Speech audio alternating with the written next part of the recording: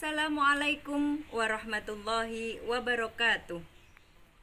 Bismillahirrahmanirrahim.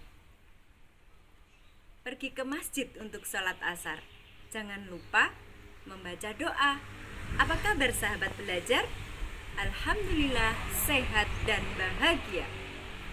Bagaimana? Siap belajar untuk hari ini?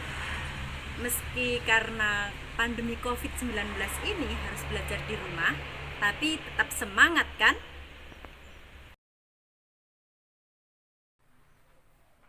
Mengidentifikasi teks eksplanasi. Teks eksplanasi merupakan teks yang menjelaskan tentang proses terjadinya atau terbentuknya suatu fenomena alam atau fenomena sosial.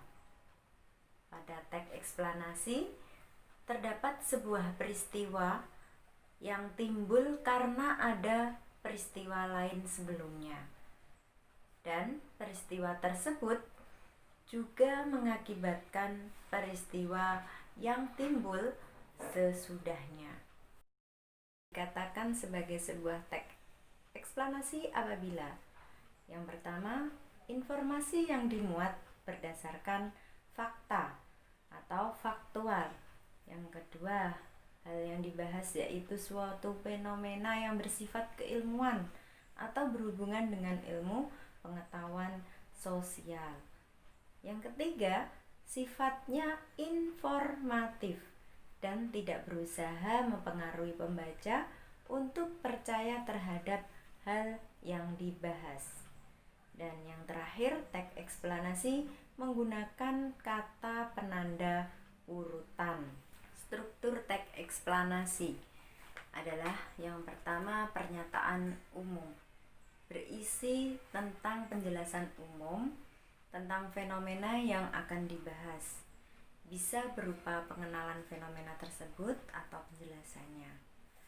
Misalnya dalam contoh teks eksplanasi proses terjadinya hujan es, di sini dijelaskan yang pertama adalah gambaran umum tentang hujan es dalam ilmu meteorologi disebut juga dengan hail, dan seterusnya. Yang kedua adalah deretan penjelas, berisi tentang penjelasan proses mengapa es itu bisa terjadi atau tercipta dalam sebuah paragraf. Deretan penjelas mendeskripsikan, merincikan penyebab dan akibat dari terjadinya hujan es.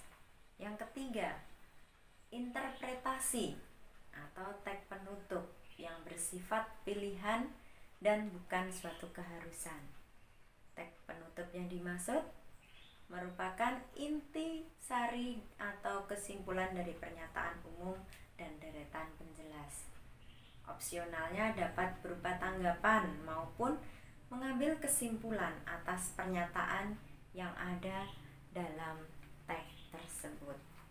Di sini dinyatakan bahwa tidak harus ada, dan pada contoh hanya terdapat dua struktur dalam contoh proses terjadinya hujan es. Ya, terdapat pernyataan umum di paragraf 1 dan di paragraf seterusnya adalah berupa deretan penjelas. Dimulai dengan hujan es berbeda dengan hujan salju. Kemudian salah satu yang menyebabkan terjadinya hujan es adalah pembekuan. Dan yang terakhir di sini disampaikan proses terjadinya hujan. Demikian tadi materi teks eksplanasi. Selamat belajar dan terima kasih. Wassalamualaikum warahmatullahi wabarakatuh.